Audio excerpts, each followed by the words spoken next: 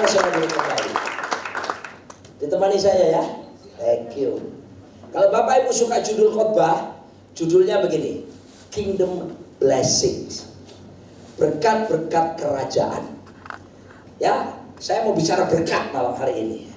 Haleluya. Tapi jangan berharap berkat seperti yang mungkin selama ini kita bayangkan menurut perspektif kita.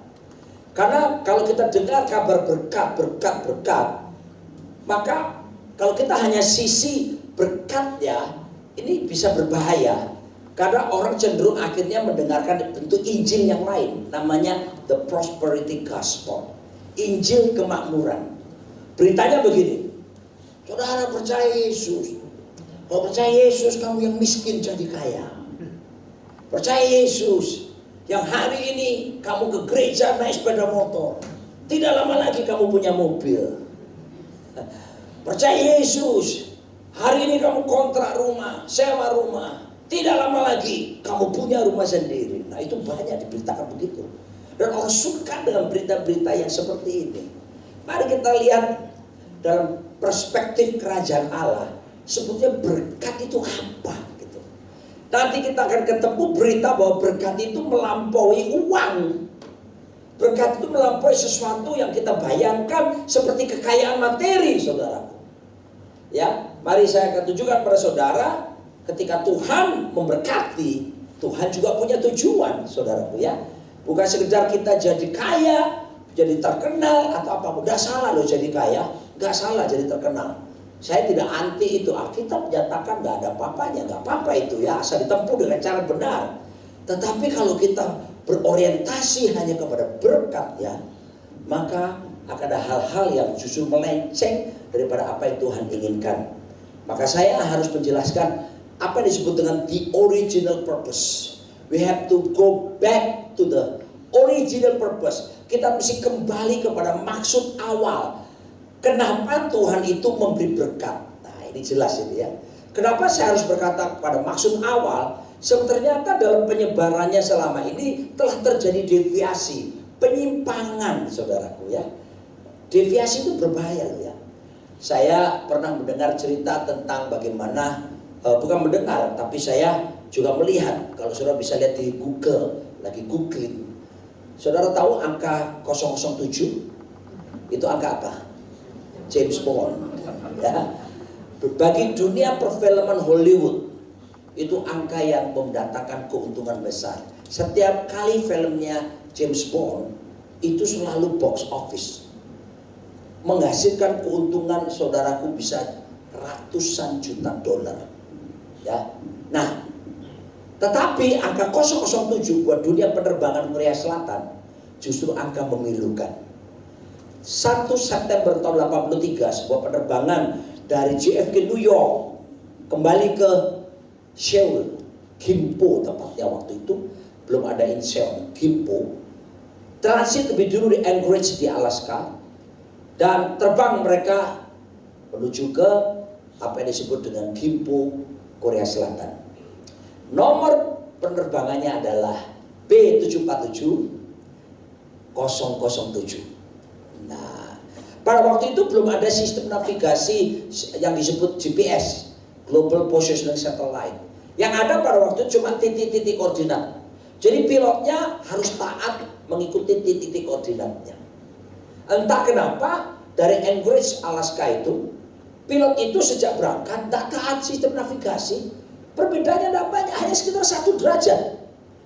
Tapi kalau 1 derajat ditarik garis panjang, ya perjalanan lebih daripada 8-9 jam dan ribuan kilometer, maka sudah bisa bayangkan kan?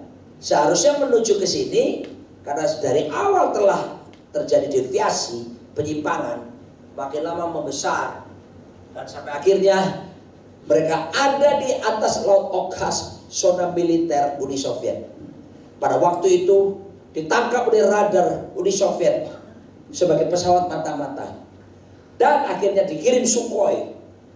Dan kemudian singkat cerita, pesawat sipil itu ditembak meledak di udara. 240 penumpang meninggal dunia, ditambah lagi dengan 30 krunya, total 270 orang. Kenapa? 1 orang tidak taat sistem navigasi, dan terjadi penyimpangan semakin lama semakin menjauh. Nah, saya akan ajak saudara-saudara untuk melihat kata berkat itu yang diberikan pada manusia kali pertama kalinya di dalam Alkitab, supaya nanti dalam perjalanan ini tidak ada penyimpangan soal berkat itu. Dalam Kejadian 1:28 tadi kita sudah lihat, Allah memberkati mereka. Tapi sebelum Allah memberkati mereka, ayat 26 tadi katakan bahwa Tuhan menjadikan manusia serupa segambar dan rupa Tuhan. Nah, ini penting. Pertama, perhatikan baik-baik. Saudaraku, kita harus tahu persis tujuan utama kenapa kita diciptakan oleh Tuhan. Bukan jadi kaya, bukan jadi terkenal, walaupun itu sah-sah saja asal ditempuh dengan cara yang benar.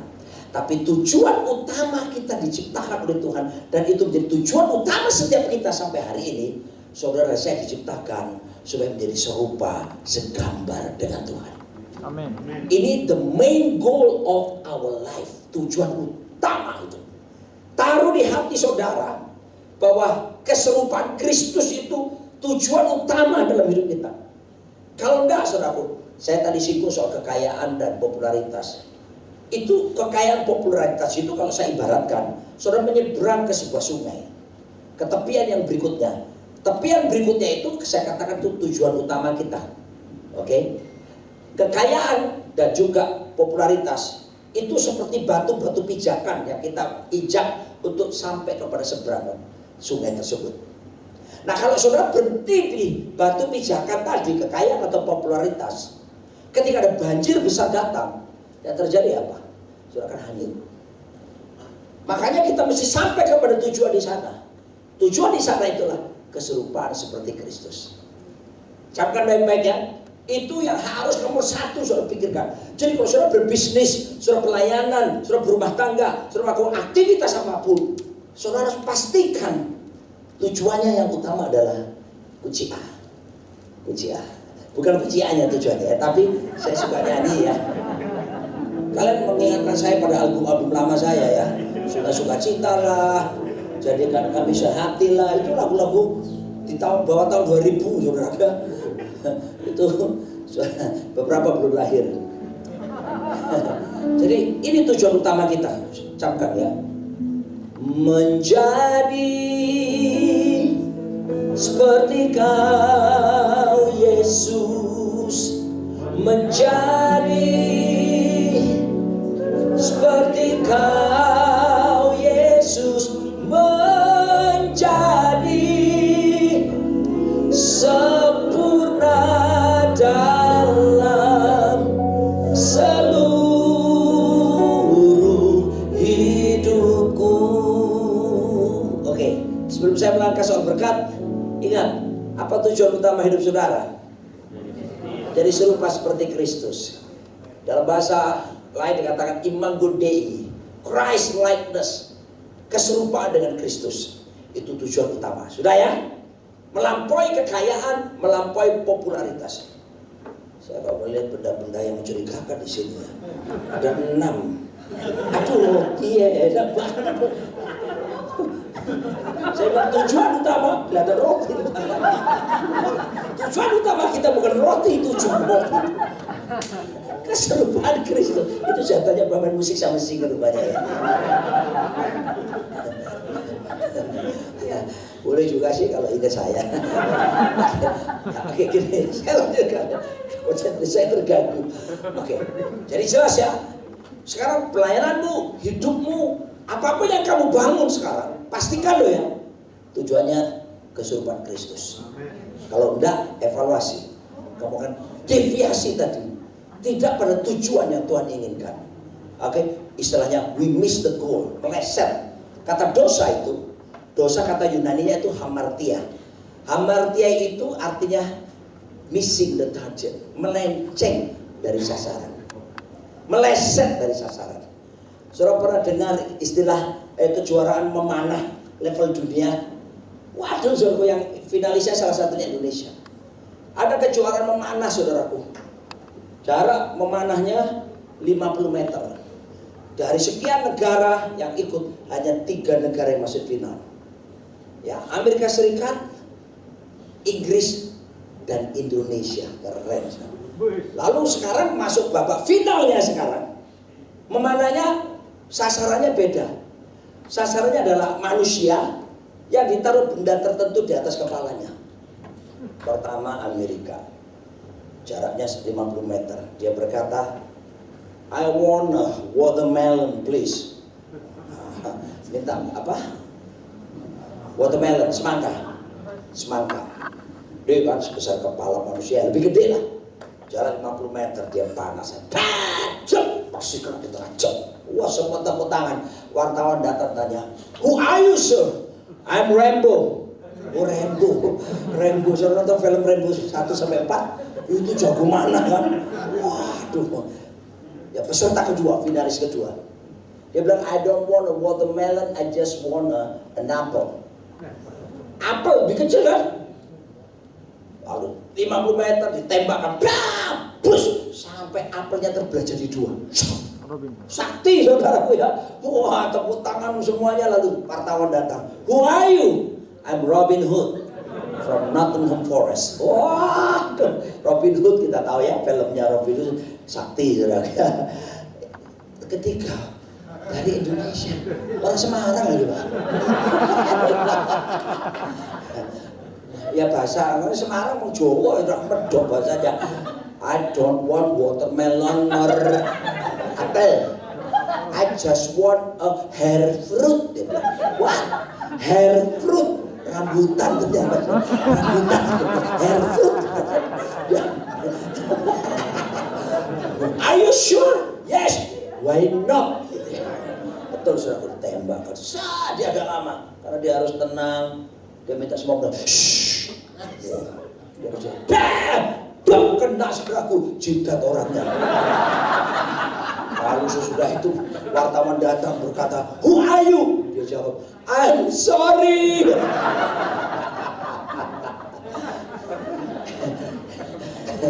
Supaya saudara seger dulu. Itu namanya meleset dari sasaran. Dosa itu ya kayak gitu saudara. Kelihatannya kepada sasaran, tapi tidak kena sasaran. Itulah dosa. Kelihatannya berjalan dalam tujuan, tapi dia nggak sampai pada tujuan. Nah, saya akan tunjukkan bahwa saudara diciptakan untuk serupa seperti Kristus. Perhatikan, setelah mengerti tentang keserupaan, dalam keserupaan baru Tuhan melepaskan berkat. Saudara lihat itu, Kejadian 28. Allah memberkati mereka. Pengertian keserupaan harus ada pada kita dulu. Ini penting. Kata memberkati ini saudaraku dalam bahasa Ibrani, bahasa asli. Perjanjian lama ditulis dalam bahasa Ibrani, banyak, juga ada bahasa Aram. Perjanjian baru ditulis bahasa Yunani, tapi juga ada bahasa Latinnya. Kata Allah memberkati, kata memberkati itu bahasa aslinya adalah barak. Barak. Barak itu artinya begini.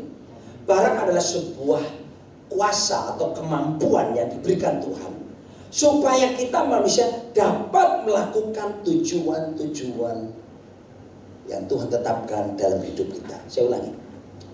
Kata berkat di sini, barak itu artinya sebuah kemampuan atau kuasa yang diberikan Tuhan kepada manusia supaya kita bisa melakukan atau menunaikan atau melaksanakan tujuan-tujuan yang Tuhan tetapkan dalam hidup setiap kita.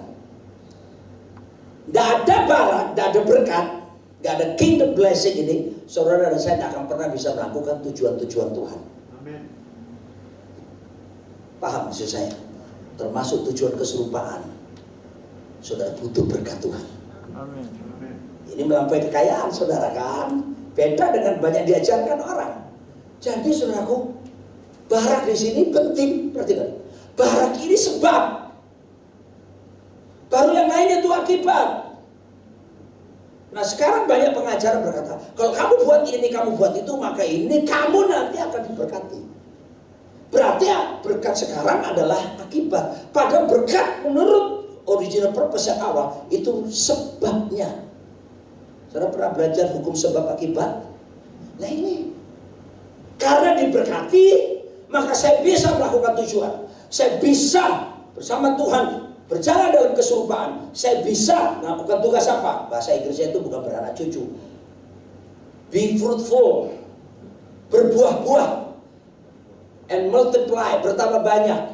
Jadi justru karena ada berkat, kita bisa melakukan tujuan Tuhan selain kesurupaan, kita bisa dapat melakukan tujuan Tuhan memenuhi jadi apa? Hidup kita bisa berbuah-buah. Ya, lalu kita bisa berkembang, lalu kita bisa apa lagi?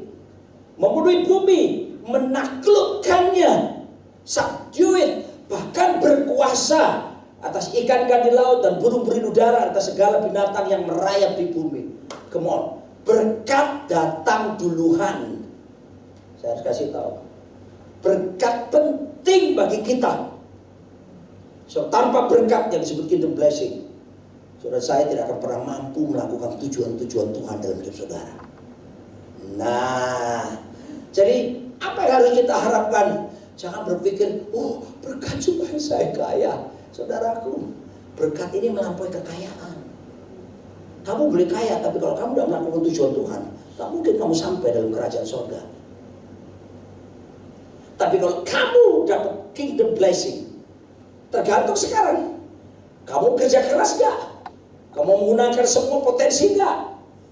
Kamu bisa jadi kaya. Atau kamu pun gak kaya serta harta. Tapi kami akhirnya bilang, kamu berkecukupan dalam segala sesuatu, malahan berkelimpahan dalam berbagai-bagai kebajikan. Saudara, saya harus jelaskan ini supaya perspektif kita itu jangan keliru memandang Alkitab. Kalau Alkitab Perjanjian Lama, Alkitab banyak bicara tentang apa? Diberkatilah engkau berlimpah-limpah. Perjanjian Baru, saudara, kalau perhatikan, Perjanjian Baru mengajarkan berbeda. Perjanjian mengajarkan berkat itu secukupnya. Oke. Yang berkelimpahan itu supaya kita berkelimpahan dalam berbagai kebajikan. Justru kita diberkati dalam perspektif Perjanjian Baru. Berkat itu dipakai untuk mensejahterakan orang lain. Berkat itu dipakai dengan tujuan, misalnya untuk memperluas kerajaan Allah di planet bumi ini. Lihat, Yesus mengajarkan kalau berdoa gini, Bapa kami yang di sorga, dikuduskanlah namamu, datanglah kerajaanmu, jadilah kehendakmu di bumi seperti di mana? Di sorga. Haleluya. Oh haleluya. Thank you, kalian tanggap banget. Berikanlah kami pada hari ini makanan kami yang secukupnya.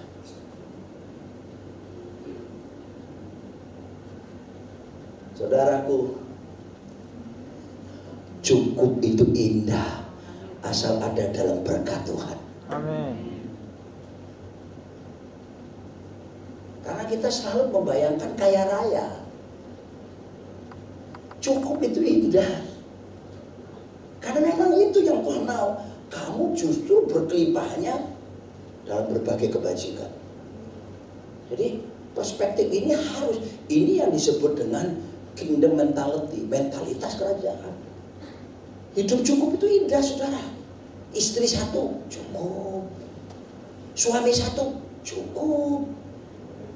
Kalau berkelimpahan, istri bisa lebih dari satu. Bahaya. Loh, saya cuma renungkan baik-baik. Orang kalau kaya, tanpa keserupaan bekerja dalam dirinya, uang menjadi alat kekuasaan. Uang membeli orang lain. Uang menjajah orang lain. Uang mengendalikan orang lain. Uang mengabuse orang lain. Dan itu meleset. Kejadian 1 ayat ke-28. Deviasi. Seharusnya ke Seoul, melenceng Laut Akasudis, zona militer Uni Soviet, meledak. Alkitab berkata ada banyak jalan di sana lurus, ujungnya menuju jurang maut. Makanya, saudaraku, Sekali lagi ya, beberapa saudara kecewa mungkin datang malam ini. Saya tidak anti kaya, kekayaan loh. Tapi kalau kamu jadi kaya, ingat loh, itu cuma batu pijakan. Bukan tujuan utama kamu hidup. Tujuan utama keserupaan dengan Yesus Kristus.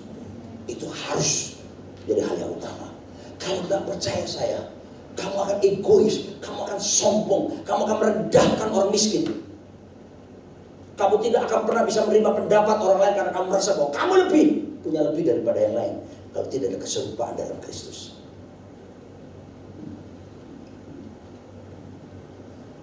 Gak enak ya, beritanya kurang enak ya. Kurang enak ya. Tapi saya berkata kebenaran ini. Ini kembali loh masuk Tuhan. Saudara lihat gaya hidup Tuhan Yesus. Apakah dia bermewah-mewah? Enggak tuh. Ya. Hidup tuh paling enak, cukup. Aduh Pak, kepin beli mobil nih, cukup uangnya. Aduh, ping beli rumah, cukup, ada uangnya. Jadi berkat itu datang duluan supaya kamu, jadi arti rohaninya ditangkap.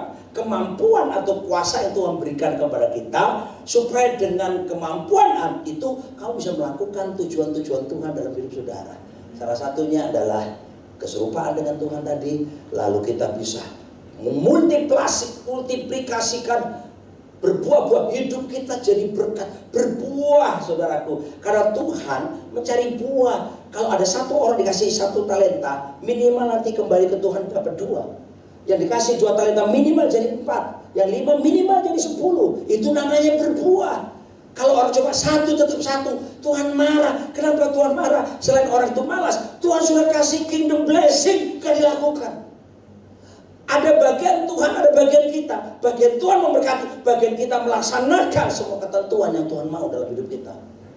Dengar saudara, kalau kamu hidup dalam kingdom blessing dan kamu aktif bekerja dengan baik, maaf, dari yang miskin di sini. Tidak ada peminta-minta. Sungguh tidak akan mungkin. Siapapun kamu bisa hidup dengan profesi dan talenta yang Tuhan tetapkan dalam diri kamu. Amin.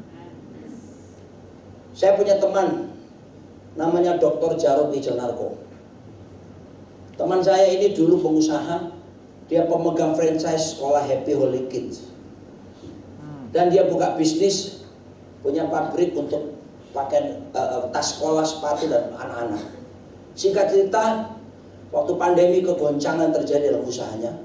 Dan singkat cerita, dia dinyatakan pilot bangkrut dan dia harus melepaskan tunggakan atau apapun, melepas aset yang harganya ratusan miliar. Bangkrut.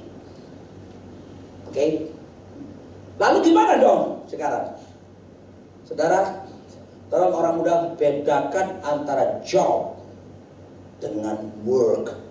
Bahasa Inggris kata pekerjaan itu kan ada 2. 1 job, 1 work.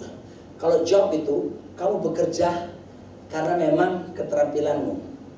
Tapi kalau work, kamu kerja karena memang talentamu. Kalau job, kamu bisa diberhentikan oleh bos karena kamu melakukan job. Tapi kalau work, kamu tidak mungkin bisa diberhentikan oleh siapapun. Bisa kamu diberhentikan di sebuah perusahaan, tapi work namanya talenta, karunia, potensi akan jalan terus.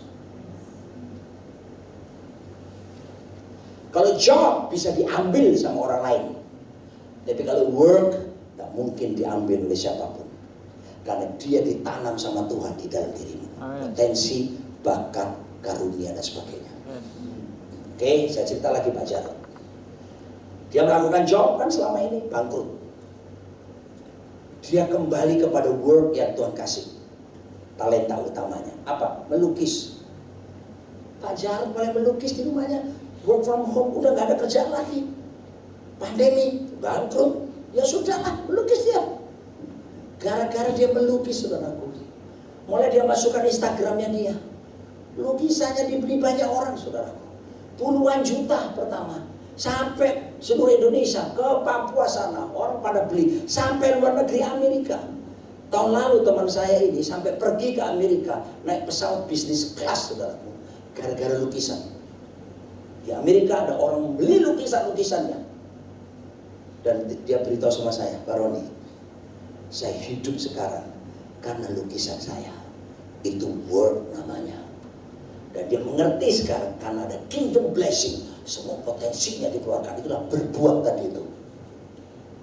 Paham maksud saya, saudaraku? Haleluya. Ya, terus apa lagi? Bertambah banyak penduduk bumi takluklah, berkuasalah. Kata berkuasa dalam bahasa Ibrani adalah rada. Kata rada itu artinya, salah satu artinya adalah to govern, memerintah, to manage, mengelola, governance, tata kelola. Ini berhubungan dengan apa? Memanage, management. Jadi saudaraku, justru berkat kerajaan diberikan, kita mampu memanage apa yang Tuhan percayakan dalam hidup kita. Tolong perhatikan loh ya. Kamu harus melatih kemampuan manajemenmu. Sudah ada berkatnya nih. Tapi kalau kita cuma berpangku tangan, kita tidak kerja, kita tidak bikin apa-apa, kingdom blessing tidak berlaku.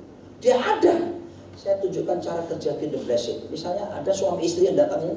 Bapak suami istri, kamu boleh maju ke depan. Boleh Pak, masuk TV loh Pak. Ya, ini masuk TV kan, silakan. Ya, oke. Ya, contoh, kan Adam Hawa menikah kan, Tuhan bilang Allah memberkati mereka. Boleh ada yang bapak tinggi, lebih tinggi dari beliau? Ada, bapak itu tinggi nggak? Siapa yang tinggi? Bohong bapak. Oh bapak, oke tinggi. Ini mantap. Bapak berdiri di belakang mereka. Nah, bapak jadi Tuhan ya. Oke? Releasing the blessing. Nah, ini kingdom blessing. Tolong anak-anak muda yang belum menikah, jangan mendahului Tuhan sebelum ada berkat dari Tuhan. Rumah tanggamu perlu kingdom blessing. Kalau enggak kamu susah payah hidup. Oh bisa dapat duit, berkenan enggak di hadapan Tuhan? Enggak. Makanya butuh ini blessing. Tapi ini juga konteks bukan cuma pernikahan ya. Karena kingdom blessing ini untuk seluruh kehidupan kita bisa melakukan tujuan-tujuan Tuhan. Jadi ini sebuah kuasa atau kemampuan yang diberikan yang bisa melakukan tujuan-tujuan Tuhan. Plus kemanapun kita pergi, gandeng tangan suami istri. Jalan kemanapun, jalan Pak, silakan ke kanan terus ke kiri. Berkat mengikuti. Kamu bisa diutus pergi ke pedalaman mungkin. Orang bilang, aduh kering, sepi. Siapa bilang kalau ada kingdom blessing? Dia akan mengikuti kamu. Amen. Dan tidak sulit bagi Tuhan untuk memberkati kehidupanmu dimanapun kamu berada, asal ada kingdom blessing di atas kepala. Oke, paham ya di sini? Atas nama bangsa Indonesia saya ucapkan terima kasih. Semoga amal ibadah Bapak Ibu diterima di sisinya. Amin, amin, amin. Jadi Tuhan kasih kemampuan tadi. Gak peduli. Wah saya bekerja di perusahaan ini atau di tempat. Kingdom blessing di atas kepalamu enggak? Yes. Buat Tuhan mempromosikan hidupmu. Kalau Tuhan mau, enggak usah prosedur 1, 2, 3 dan saudara tahu Daud hidup berkenan di hadapan Tuhan. Kunci A. Dia pelihara kambing dombanya. Di situ dia menyembah Tuhan. Tuhan adalah gembalaku, takkan kekurangan aku. Padahal dia petani desa, peternak desa. Dia udah berani ngomong, takkan kekurangan aku. Ia membaringkan aku di padang yang berumput hijau. Setiap perkara kecil. Lalu bapaknya bilang, Fit, tolong antarkan makanan buat kakak-kakakmu yang ada di medan peperangan sana. Dia bilang, bapak ini aman. Enggak, papa. Yes sir. ini anak yang punya sonship, keputraan yang baik. Padahal saudaraku, Daud ini waktu pemilihan raja, dia nggak dipanggil, ya kan? Di 2 Samuel 6, waktu Nabi Samuel datang untuk pengurapan raja, kakak-kakaknya dipanggil, kok besar ganteng-ganteng itu. Tuhan bilang, bukan ini. Mana lagi anakmu? Ada, tapi pelihara kambing domba. Ya kasihan, bawa kambing, bawa domba. Ya panggil, ternyata Tuhan bilang, ini orangnya. Nah, kenapa? Ada kingdom blessing. Ya kan? Setelah itu apa yang terjadi? Oke. Kebanggaan orang Israel pada waktu itu, anak-anak masuk militer. Daud nggak disuruh masuk militer, karena memang kurang disayang. Kan Alkitab berkata, ada Mazmur 27 yang berkata, sekalipun ayahku dan ibuku meninggalkan aku, tapi engkau menyambut aku. Dia kurang disayang di rumah, tapi dia dekat sama Tuhan. Kingdom blessing ada di atas kepalanya. Disuruh pergi bapaknya, dia nggak bilang, gua gak disayang. Nggak pakai alasan itu. Banyak orang pakai alasan, kurang diperhatikan orang tua, aku enggak. Jangan saudara. Saudara harus mengerti segala sesuatu ada maksud Tuhan di balik itu. Amen. Dan apa yang terjadi? Dot Nur, ya Bapak, aku pergi nih bawa makanan. Lagi. Aku tidak takut bahaya, sebab engkau besertaku.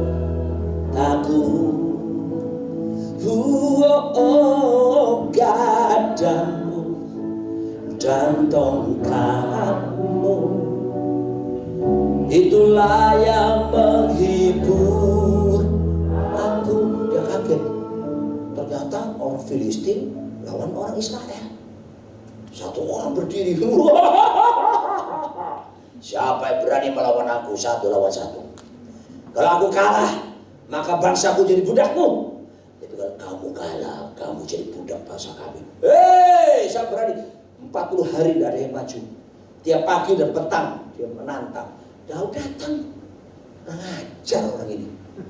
Siapa ini? Lalu dia datang sama raja. Raja, siapa raja sekarang menghina tentara Israel? Raja yang lebih tinggi sebahu dari orang Israel itu pun ketakutan. Saya mau melawan dia. Saya lawan dia. Oh gitu, udah gak ada yang lain lagi. Yaudah, raja bilang, kau pakai pedang saya. Ini pedangnya, Saul kan tinggi sudah, Daud pendek. Waktu pakai pedangnya kepanjangan. Waktu jalan pedangnya gesek tanah. Saya gesek. Udah, kamu pakai helm saya, pelindung kepala, dipasang. Daud mau kiri kanan, helmnya masih ada ke depan. Besaran raja. Daud pakai, udah baju perang saya pakai baju perangnya dong.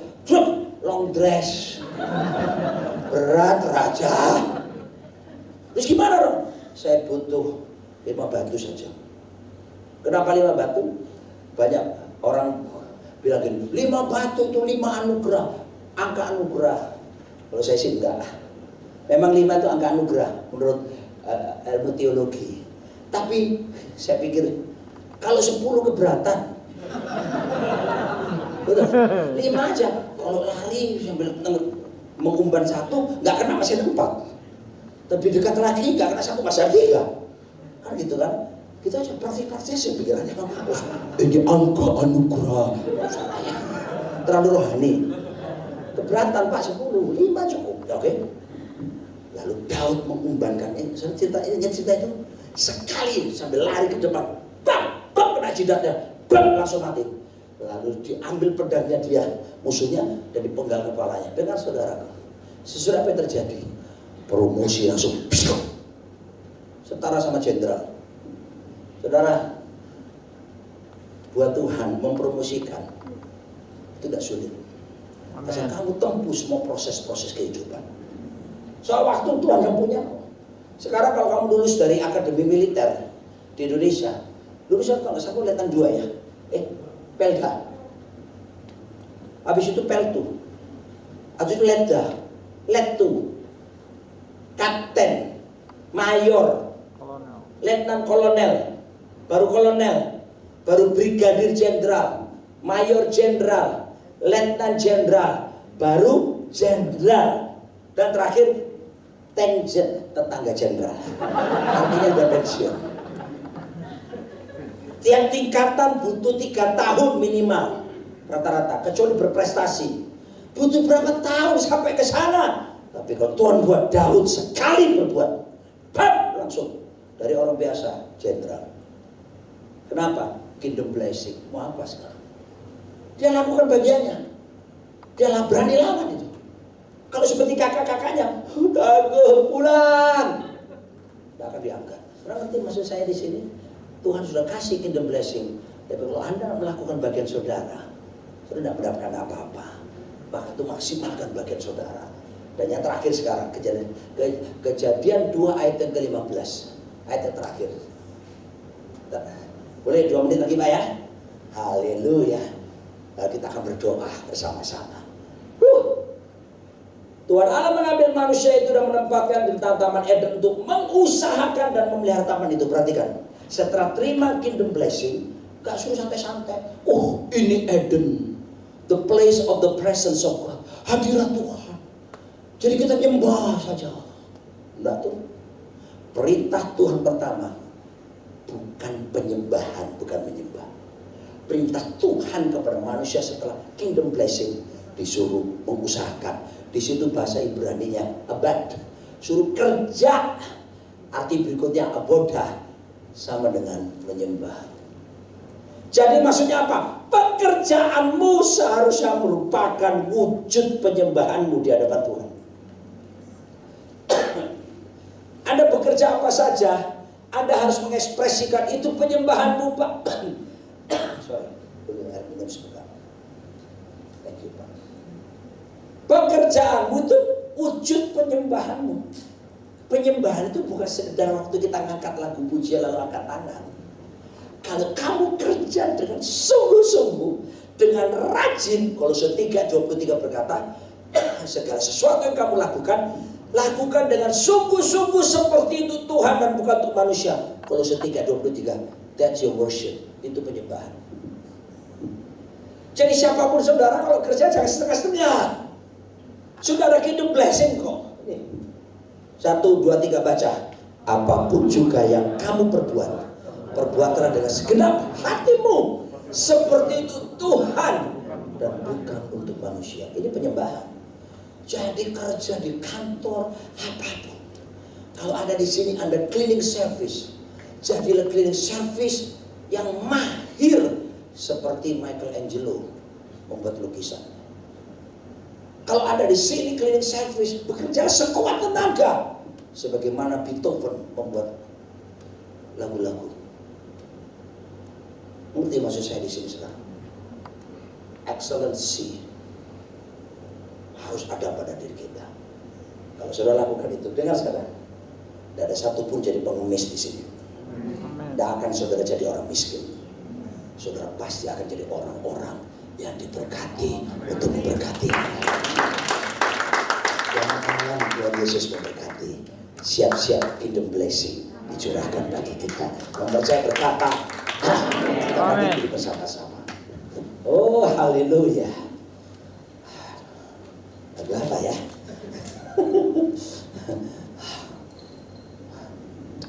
Tadi saya waktu nyanyi lagu ada anggur barunya tadi.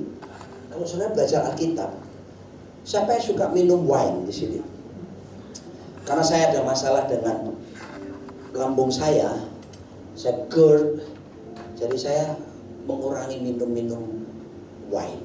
Tapi saya kalau naik pesawat jarak jauh gitu, long haul ya, ke Amerika gitu, saya juga minum wine sedikit gitu ya.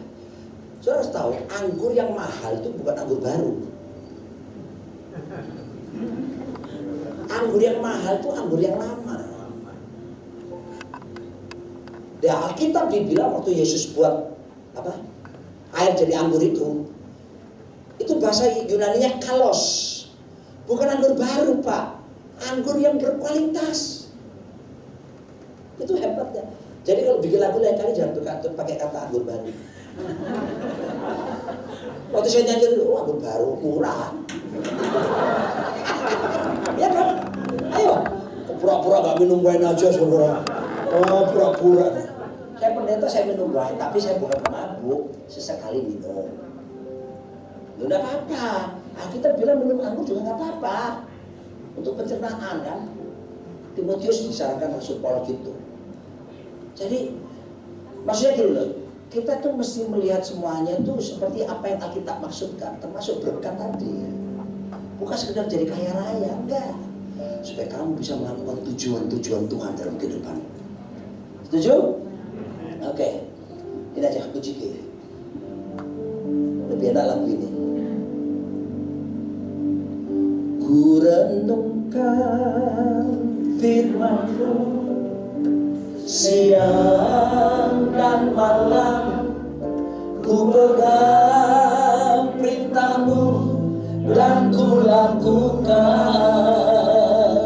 Engkau tahu ya Tuhan, tujuan hidupku hanyalah untuk menyenangkan hati-Mu. Saudara, jangan berpikir bekerja itu kutuk ya. Ada orang ngajarkan gitu, kerja keras itu kutuk. Kita sudah di dalam Yesus, sudah ada berkat. Tunggu dulu. Itu di Taman Eden. Itu taman yang sudah keren. Taman Eden tuh kayak surga tapi di bumi. Itu pun disuruh kerja. Makanya bekerja saudara. Jangan nganggur. Pak saya tapi pekerjaan saya kok kurang menjanjikan. Apa yang Anda dipercayakan di tanganmu, kerjakan sungguh-sungguh sudah.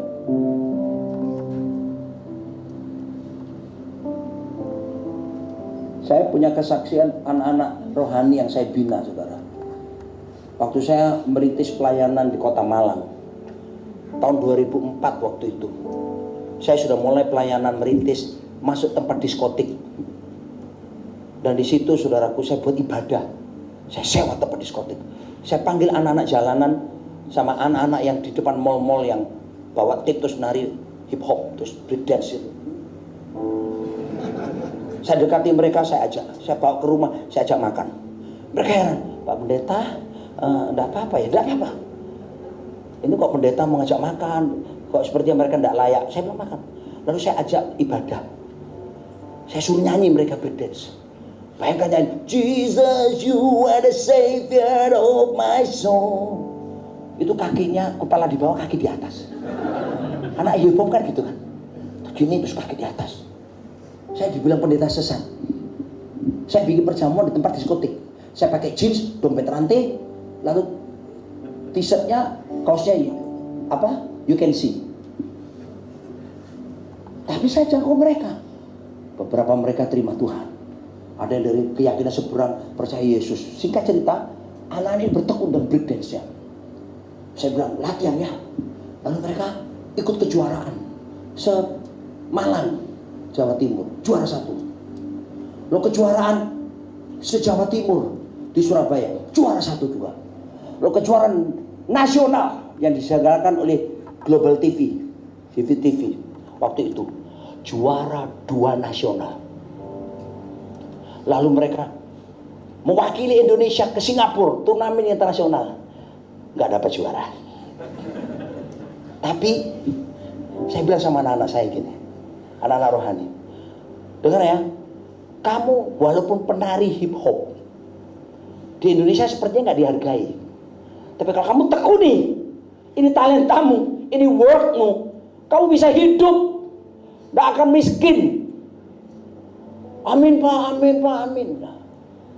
Singkat cerita, teman saya suatu hari, pendeta Nalawidya dari Bandung datang ke Malang dan lihat anak-anak saya tadi. Dia berkata, Roni, aku lagi buka sekolah tari di Bandung.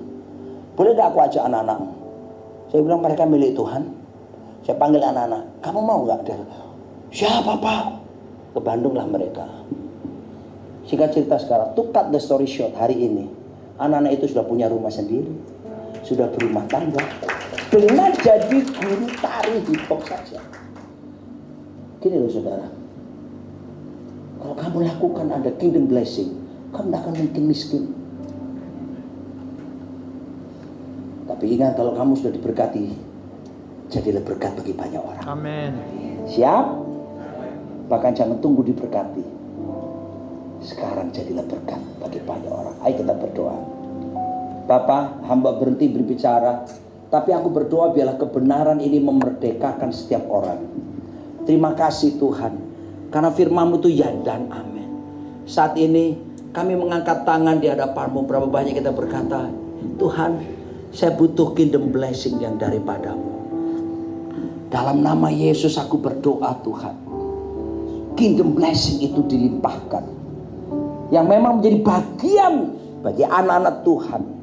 Dalam nama Yesus, supaya mereka dapat berjalan dalam keserupaan dengan Engkau. Mereka bisa bermultiplikasi, mengembangkan karunia, bakat, talenta, potensi maksimal. Mereka boleh punya tata kelola dengan baik, mampu mengelola setiap apa yang Tuhan percayakan. Dan dengan demikian hidup mereka berbuah-buah. Tidak ada yang jatuh miskin dalam nama Yesus. Mereka akan diberkati, berkecukupan, bahkan berkelimpahan dalam berbagai-bagai kebajikan. Ini kami Tuhan, kami pulang, kami akan ambil bagian kami. Kami sudah terima kingdom blessing. Sekarang kemampuan itu menyertai kami kemanapun, dalam berbagai profesi apapun yang berkenan di hadapan-Mu tentunya. Kami akan berbuah lebat dan tinggal tetap. Dalam nama Tuhan Yesus Kristus kami bersyukur dan berdoa. Yang percaya berkata,